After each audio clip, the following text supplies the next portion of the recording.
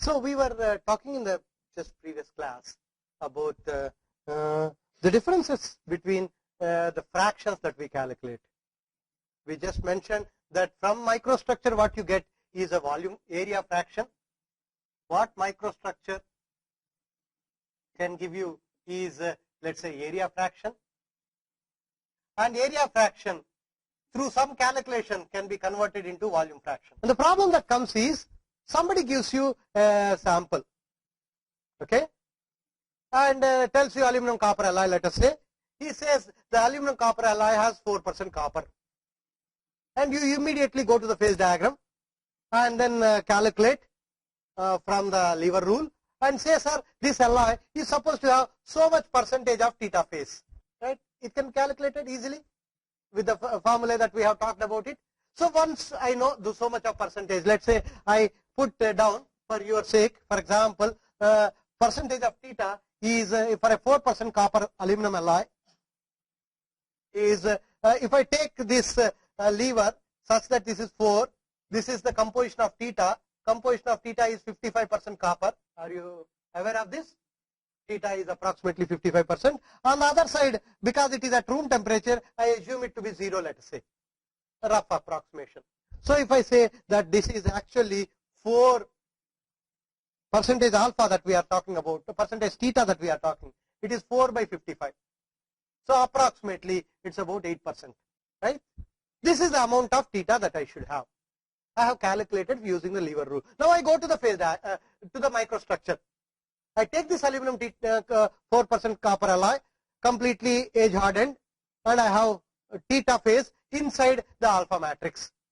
And I use the microscope, use the image analysis system, find out what is the area fraction, convert it into a volume fraction, or assume that it is equal to volume fraction. I get some fraction there. I try to match these two. I see that they don't match. They don't match because what I have calculated using the lever rule is weight percent. What I have seen from the microstructure is volume percent. Volume percent and weight percent need not be the same. And actually, they will be the same only under one particular condition. How do I convert weight percent into volume percent or volume percent into weight percent? Can anybody tell me? Is there a way to convert these two? Have you ever converted atomic percent to weight percent in case of compositions? You know. Similarly, now we are not talking of that. We are talking of weight percent to volume percent. Density has to be used, as simple as that. So if I know the weight percent of, let's say, phase 1, that divided by the density of phase 1 divided by the summation of weight percent of phase by density of the phase will give me what is called, what will I get? Volume percent of phase 1, whatever that phase is. If I am talking of alpha, let volume percent of alpha, or if my interest is theta, let us say, volume percent of theta will be equal to weight percent of theta divided by the density of theta divided by the summation of weight percent of theta divided by volume density of theta plus weight percent of alpha divided by the density of alpha. Can you now tell me when will the weight percent of theta be equal to volume percent of theta? When will this be equal to this? Yes? When the densities are equal. As simple as that. When the density of theta is equal to density of alpha, then only this is valid. Then only this will be, two will be equal. Because I can put it there. Okay. If I put density of alpha and density of theta being the same, I can take out the density out and then say, for example, it is weight percent of alpha plus weight percent of theta. Weight percent of alpha plus weight percent of theta is equal to 1. And the density goes out. And so as a result, the density gets cancelled. And finally, you get volume percent equal to weight percent. But unfortunately, they are not the same. Alpha has a different composition, theta has a different composition. So as a result, the densities of both of them are different. So whenever the densities of two phases are different, I will see that the weight fraction that I get from the phase diagram and the volume percent that I calculate from the microstructure are not the same. So I need to bring them together only through this density. If I know the density of each of the phases, and one can actually, if I have each of these phases can be separately made, if I can make only theta, I can use Archimedes principle and measure the density of theta. Or if I have only theta, are there any other ways of measuring the density without using Archimedes principle? I have a Al to Cu phase. I want to know the density of it. What is the other method other than Archimedes principle? You have done this. For example, you have done how to measure, how to find out the density of aluminum or copper without using a Archimedes principle. I mean, if you have gone through a material science course, a physical metallurgy course, you have done this. Yes, from the crystal structure, right? From the crystal structure, you can find out. What we do is the weight of the unit cell divided by the volume of the unit cell is what is the density. So if I know the weight of the unit cell, that means the number of atoms that are there inside the unit cell multiplied by the atomic weight, I will know the weight of the unit cell, and the volume of the unit cell I calculate, I can find out, right?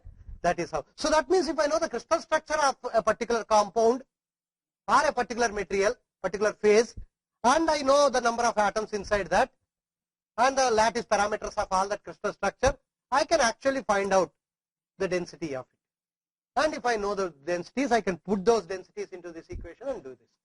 But this is all important because otherwise there will be a confusion. But you say that, sir, my phase diagram gives me something, my microstructure gives me something, and these two are possibly wrong. The other problem that you usually face in all these calculations is this. For example, this is a problem that we usually face in steels. The problem is based on the heat treatment. For example, if I take a 0.4% carbon steel, plain carbon steel, and if I use my phase diagram, this is 0.025, this is 0.8, and I am talking of 0.4% carbon steel. This is, let's say, 0.006. Let's say if I look at 0.4% carbon steel at room temperature, what is the approximate percentage of alpha and percentage of perlite? Approximate. That alloy at room temperature should have perlite and ferrite. All of us know how much perlite, how much ferrite, how many? Yes. How much? Please. What you are talking is the ferrite and cementite inside the perlite. Please sit down. What I am asking is, this alloy contains perlite and ferrite, proeutectoid ferrite and perlite.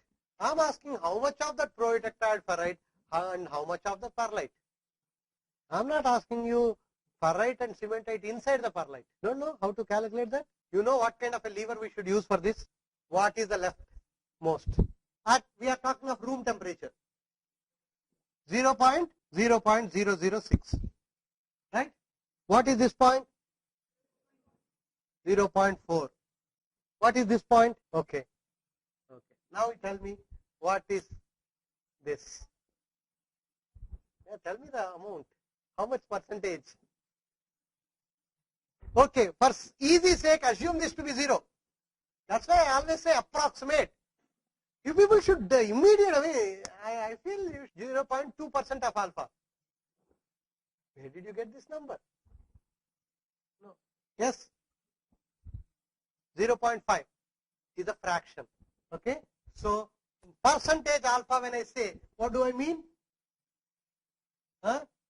It will be 50%. It is 0.4 divided by 0.8. As simple as that. Right? This is the amount. But there is a hitch here. What is the hitch here? The hitch is that this has been calculated using the phase diagram. And phase diagram is a phase diagram which is obtained under slow cooling conditions. Right? That is the meaning of an equilibrium diagram, phase diagram. So that means only if I have cooled this alloy from high temperature, slowly I would get this much percentage of 50-50. But if I have cooled it fast, let us say I have taken a 0.4% carbon steel and done normalizing, cooled it fast by air cooling, you will see surprisingly that it will not be 50-50. Of course, you may say, sir, 50-50, this is only weight percent, but what I am seeing in the microstructure is volume percent, all the story is fine. But if I now see a microstructure of a normalized alloy and the microstructure of the annealed alloy of the same 0.4% carbon steel, you will see that the amount of perlite and the amount of ferrite in a normalized 0.4% carbon steel and an annealed 0.4% carbon steel will not be the same. Which one will have higher amount of perlite? Which one will have a lower amount of perlite? Now, normalizing Pavitra, normalizing will have a higher amount of perlite. Now, I need an answer for that. I need a reason for it. I will not leave you without a reason. It's like bubbling. It's easy to bubble possibly, even without knowing whether you have the answer or not. But what is required is the correct reason for it. Yes, you are right. I am giving you 90% marks now. I want you to get the remaining 10% more. Yes, anybody who has the answer, why is that so? I am giving you the answer, amount of perlite will be more in a normalized steel. And that is the reason why normalized steels are stronger. Because perlite is stronger than ferrite. Because perlite is a mixture of ferrite and cementite.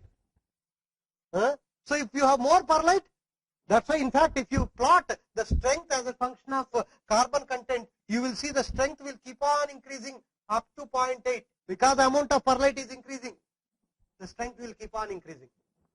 If I plot yield strength, sigma yield strength for example, as a function of percentage carbon for an annealed steel, let us say, you will see this.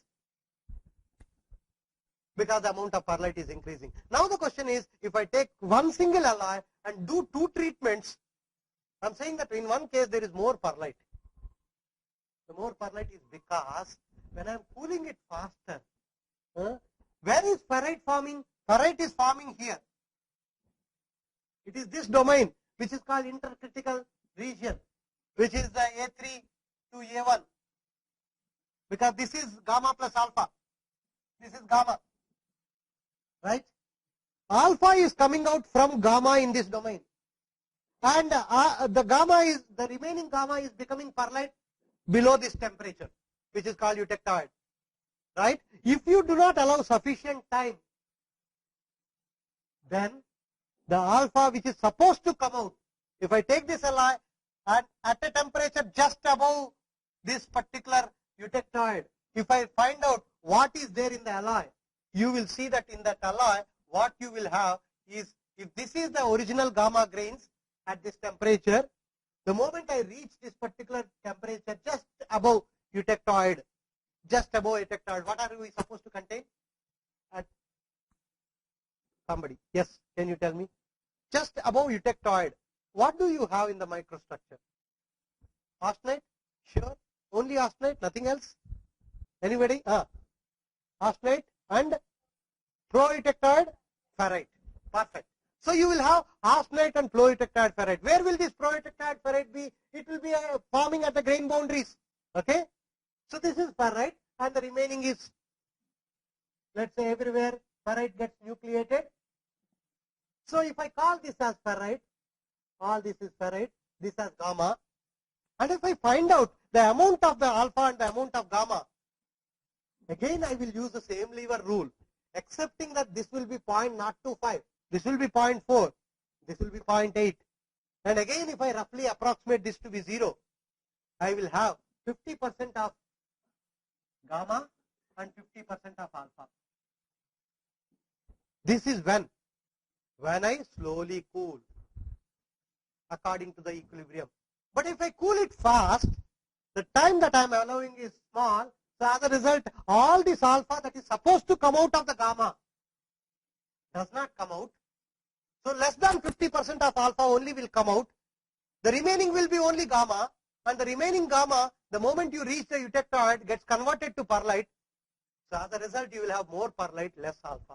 So this is how you will see the microstructure. So though I am seeing, if somebody gives you just a micro sample, does not tell you whether it is normalized or annealed, and you measure the amount of ferrite, amount of cementite, perlite, and you see 40% of ferrite and let's say 60% of perlite, and go back to your phase diagram, calculate back, and then find out how much of carbon content the steel has, your calculation will be wrong. If your professor tells you that I am giving you a microstructure, from this microstructure tell me the composition of the alloy, composition of the carbon content of the alloy. What we would do, you will simply, you know the composition, you know the percentage. Let's say I know percentage of alpha. Percentage of alpha is equal to prototetride alpha is equal to, in my view, composition. If I put down percentage of how do I calculate? What are the numbers that come in the lever rule? 0.8 minus composition of the alloy divided by 0.8 minus 0.006. Right? So if I know this percentage, I can find out this. Right? So if your professor says just look at this amount of alpha and tell me the composition, you can simply use that equation and find out. But that calculation will be wrong unless you know whether it is a normalized alloy or an annealed alloy. This equation is only true for an annealed alloy, not for a normalized alloy. These are the minute problems with quantitative metallography. I cannot directly correlate the quantitative numbers that I am getting from the microstructure to directly to the phase diagrams and find out the composition of the alloys unless I know the history that the alloy has gone through. This is very important. Okay? And once you understand this, with that kind of constraints, we can talk about all kinds of quantitative numbers. And whenever we are talking of quantitative numbers, one point that has to be kept in mind is how many number of regions I have searched before I come to a conclusion of a certain number. Whether it is grain size or a particle size or a fraction of the phase. The larger the number of regions that I search for, okay, the more closer I am to the reality. This is another aspect that one has to remember. And with that, we will close this part called quantitative metallography, and we will now shift to the other aspects of microscopy, where we try to see things which are smaller. My goal is to see atoms. I want to see atoms. In fact, every year we bring school children to my lab. We have two what are called TEMs in our lab, transmission electron microscopes, where you can actually see atoms. And we bring school children, show them how to see atoms. It's really exciting when you actually see atoms and atomic planes, atoms, periodically arranged, all those things. When you see, it's really exciting because we hear about it, we see in what are called schematic diagrams, but when you actually see them, it's always exciting. In fact, there are microscopes where you can actually see in a sample like this, in 3 dimensions, how the atoms are distributed. There is a microscope which is the ultimate of all the microscopes, which is called atom probe tomography. It is called atom probe tomography. We have only one such machine in the country so far, which is in a place called DMRL Hyderabad, Defense Metallurgical Research Laboratory. It's a very old equipment and it's not in a good shape. We are now at IIT Madras trying to get that unit, a unit where you can take a sample, and what we do is you apply a certain voltage pulse between a detector and the tip of the sample. You keep the sample like a needle and then allow atoms to be sputtered away by applying a pulsed voltage. And when the atoms are sputtered away, you allow these atoms to come and hit this detector. And the time that a particular atom takes to hit a particular detector for a given distance depends on the weight of the atom. This is what is called mass spectroscopy. Maybe when we are going to talk about spectroscopy, I will tell you that. So what if my alloy has aluminum and copper atoms, let us say. Aluminum atoms travel at a certain speed copper atoms will travel at a certain other speed because of their weight. Once I sputter away one layer of atoms, and by the time all these layer of atoms come and hit this target, I have to wait. And I wait for a while for these atoms to come and hit. And aluminum atoms will come and hit at a particular rate, copper atoms will come and hit at a particular rate. Once I have a confidence that all the atoms are hit, then I sputter away one more layer, apply again a pulsed voltage, so that one more layer is sputtered away. And like this, layer by layer, I get detected by a detector. And all these layers are reconstructed like stereography that we talked about earlier. And then you can see a 3D. And in that 3D image, you will actually be able to see if there are some precipitates inside my matrix, what is the composition of this precipitate. For example, if you know GP Jones, what are GP Jones? What is the composition of a GP Jones, do you know? Anybody has heard of what are GP Jones? Yes? No, you can sit and tell me if you know it. Yes, you are saying something, but you are saying only to yourself. I want you to say it to me. Yes, anybody else? What are GP Jones in terms of their composition? Anybody knows? Yes? Yes. People say it is cluster of copper atoms. Okay? But if it is a cluster of copper atoms, is that completely 100% copper? Or does it have some aluminum in it? How do I know? The problem is they are so small that no other technique can show you that. There is a technique which people regularly use called energy dispersive spectroscopy, EDS. In a TEM, you can. In fact, in a TEM, it is even in a TEM, it is not easy to see GP Jones. So, this is the technique where people can see. Similarly, if you have grain boundaries inside a material, if some atoms are getting segregated to the grain boundaries, can I really find out what atoms are segregating to the grain boundaries? Particularly in nanomaterials, this becomes very important. Nowadays, there are many people. Morning, I started with what is called an inverse Hall pitch. People now say that inverse Hall pitch has nothing to do with the grain size. It is only because some sulfur atoms are segregating to the grain boundary, and as a result, the material at the grain boundary loses the cohesion, and as a result, the material is becoming softer. This is another theory. Now, how do I prove this theory? Only I should be able to see if really sulfur atoms are there at the grain boundary. And in a nanomaterial, the grain boundary itself is very small. Grains are themselves small, and the grain boundaries is still thinner. And the only way is to use such a machine. And these are all very, very expensive machines. You know, one atom probe tomography machine costs about 35 crores. So, but one can buy it. So they are available. In the whole world, there are possibly about 20 of them in the whole world.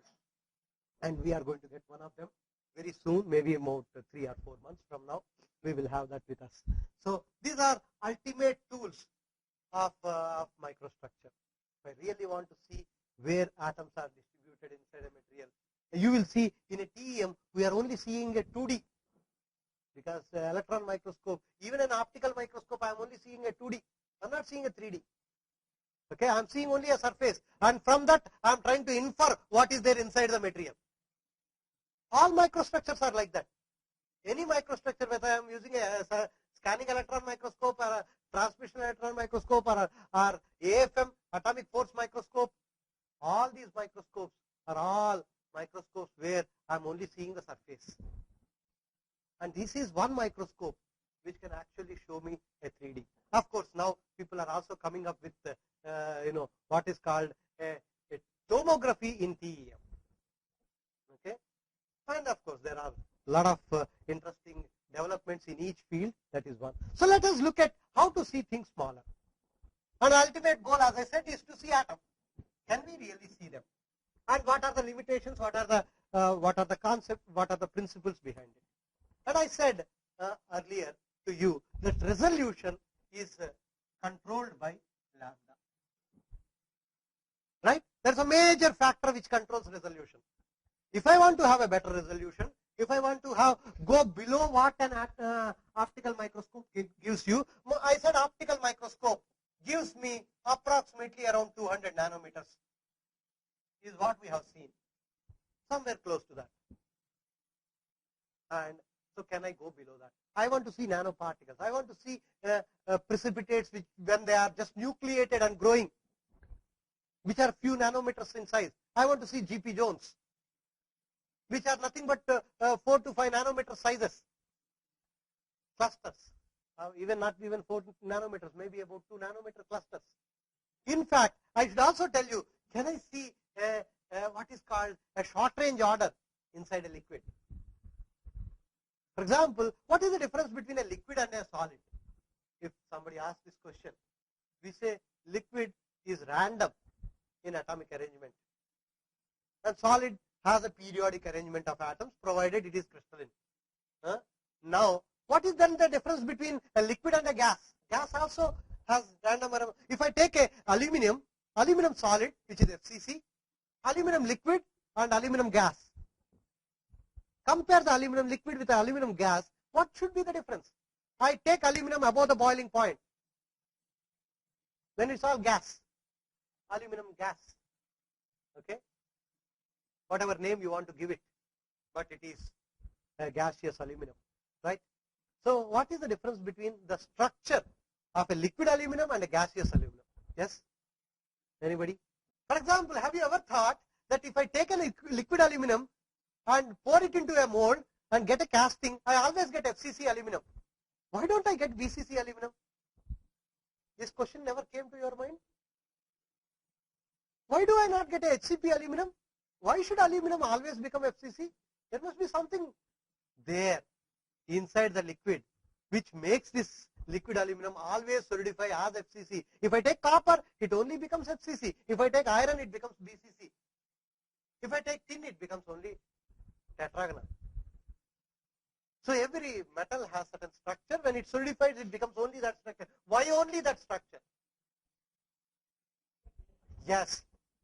If I can calculate the free energy of aluminum, okay, solid aluminum, of various crystal structures out of the 14 Bravais lattices, if there is a way to calculate the G of all the 14 Bravais lattices, you will find that the free FCC lattice will have the lowest free energy.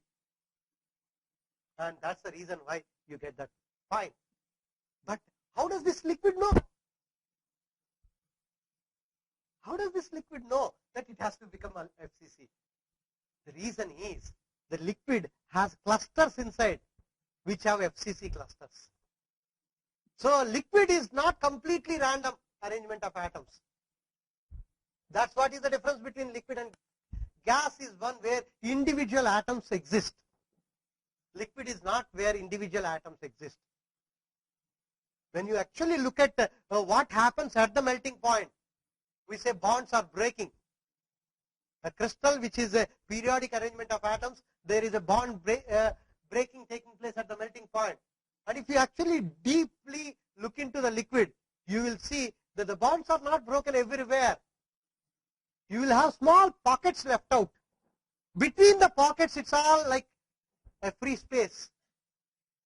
There is no connections between these. It's like some dust particles segregated in this air. Inside the dust particle, if I see, inside that pocket, if I see, there is an atomic arrangement.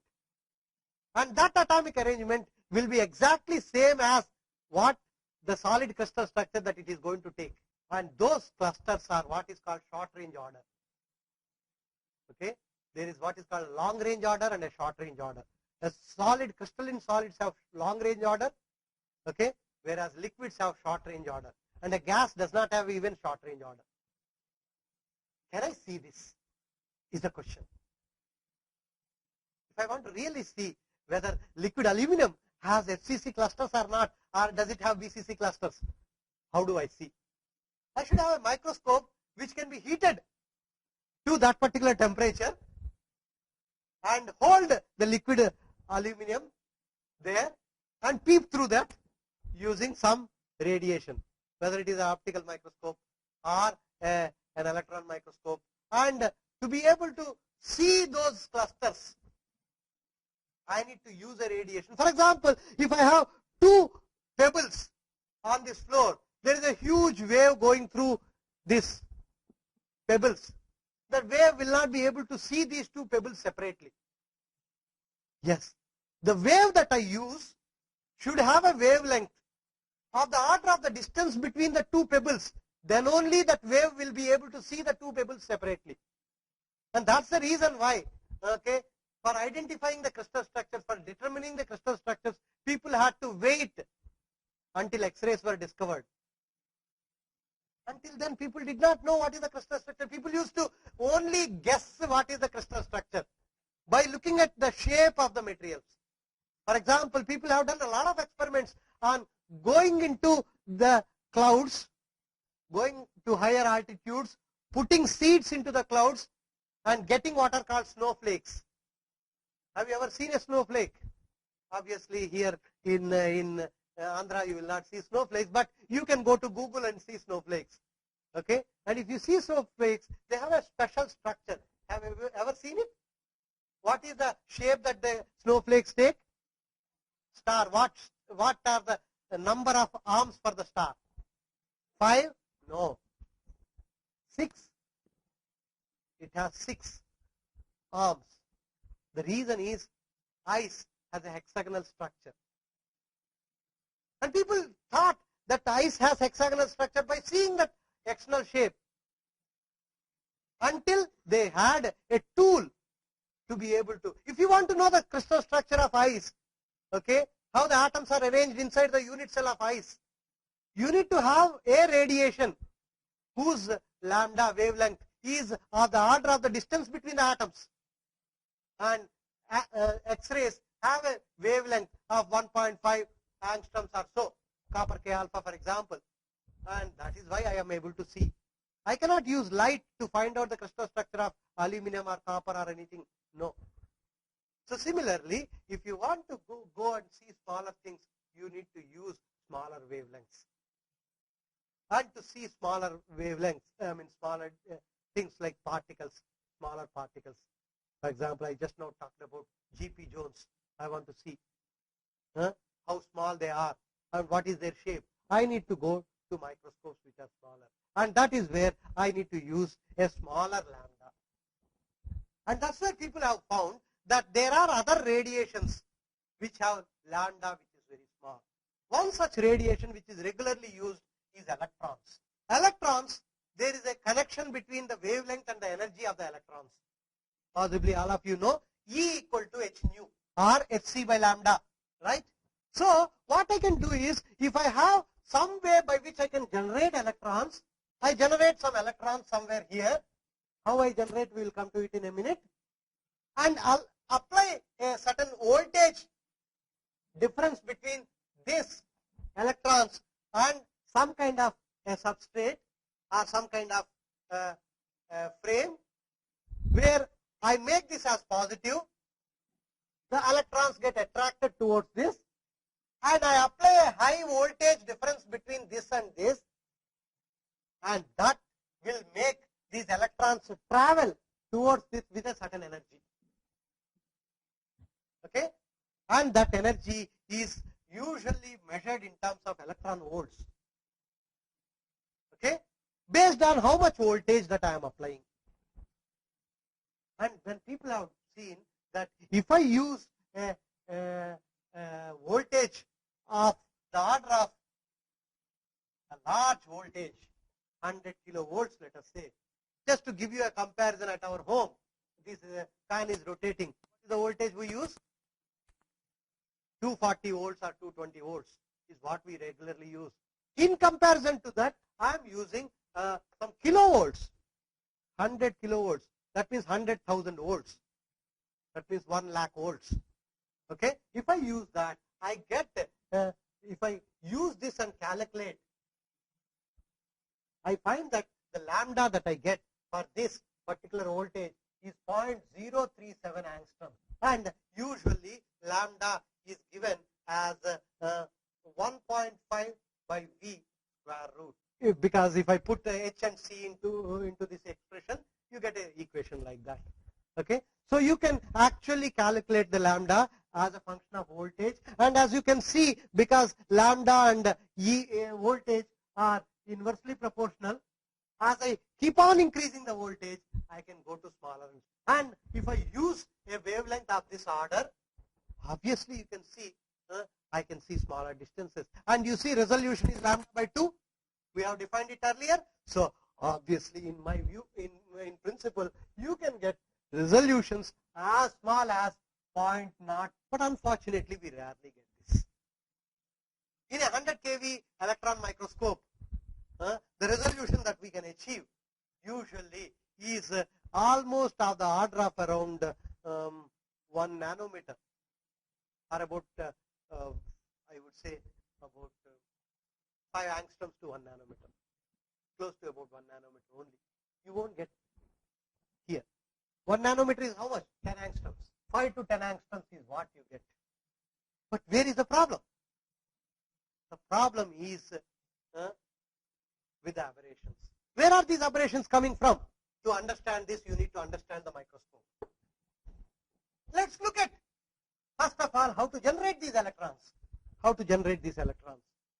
So, for that, people always know that there are 2 ways of generating electrons. Have you heard of this? How electrons can be generated? Have you ever heard of? Yes, you are saying something. Heat a tungsten filament, for example. Yes. What do we call that as? There is a name given to that. Have you ever heard of it? Yes, perfect. It is called thermoionic emission. Okay? Okay. So, thermo means heat and ionic emission, emitting the ions, electrons, because of heat.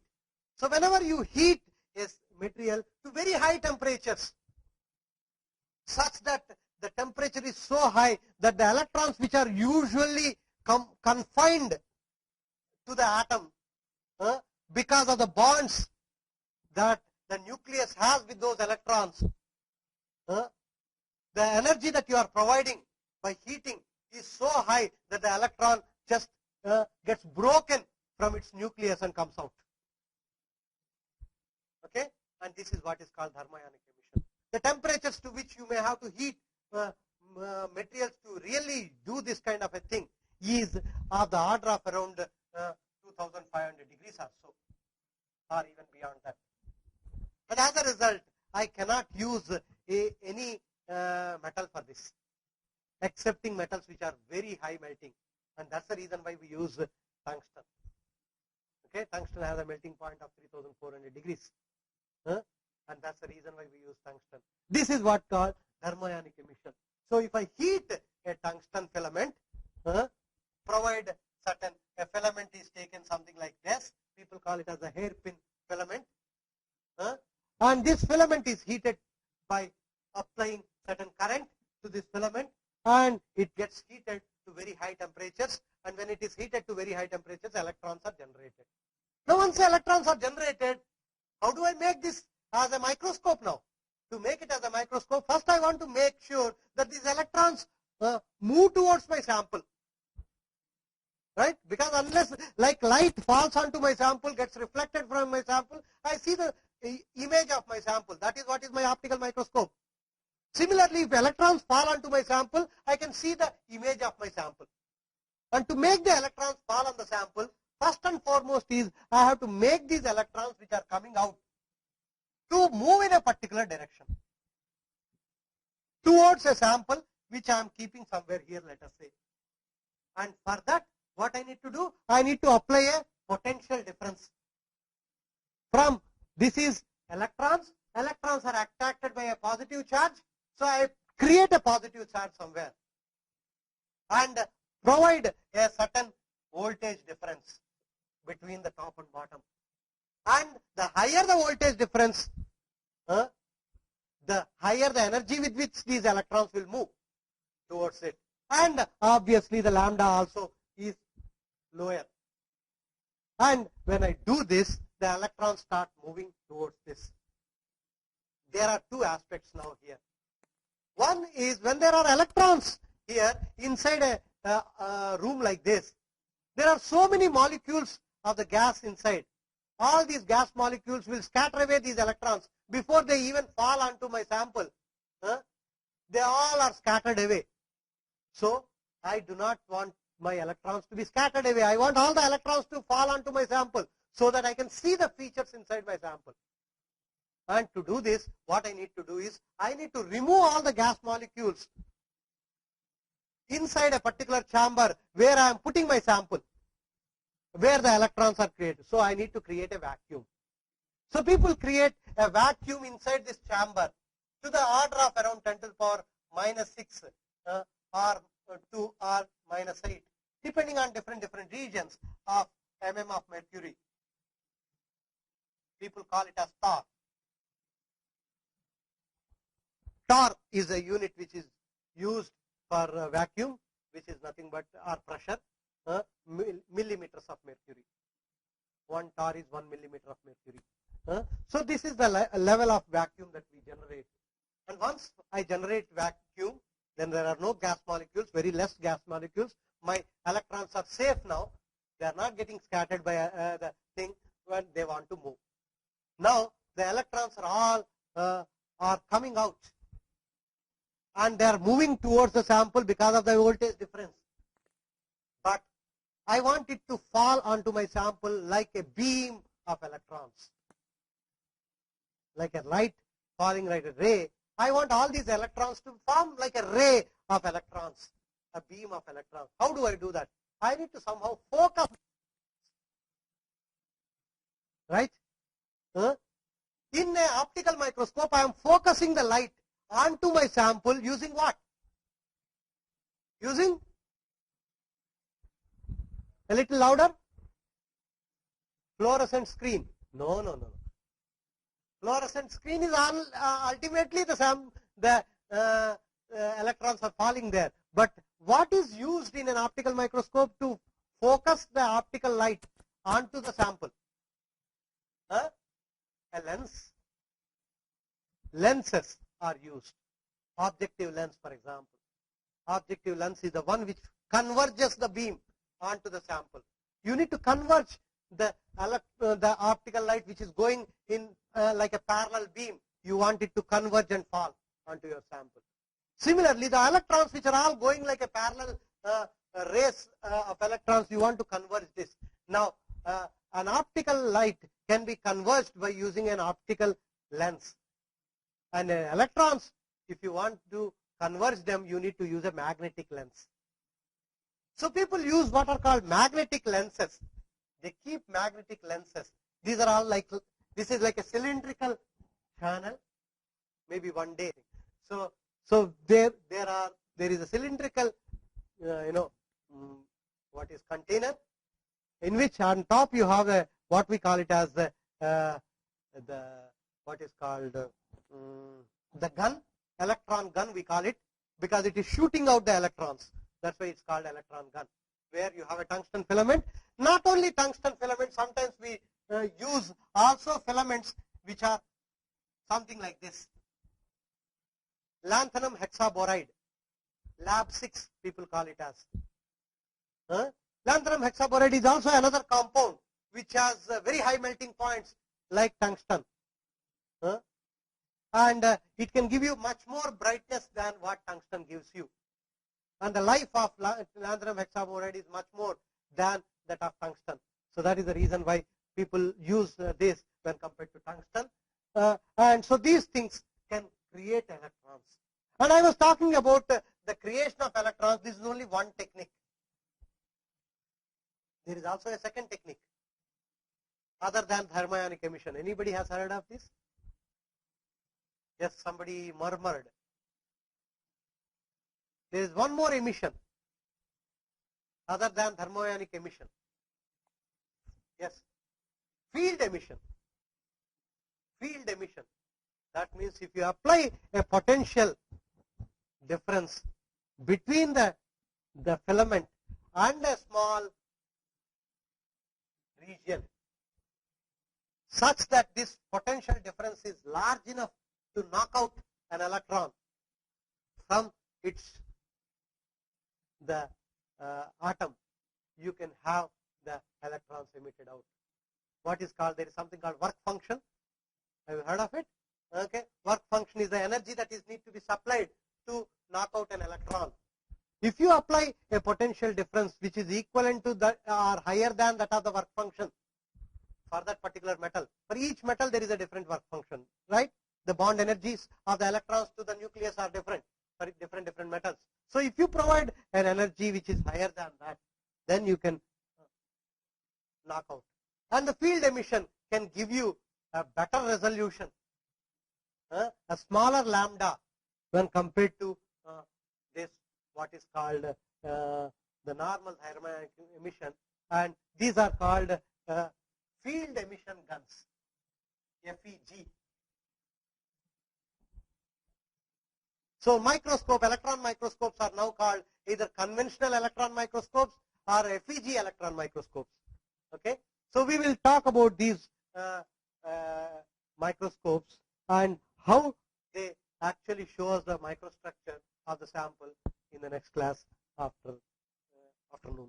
Okay, we'll stop now.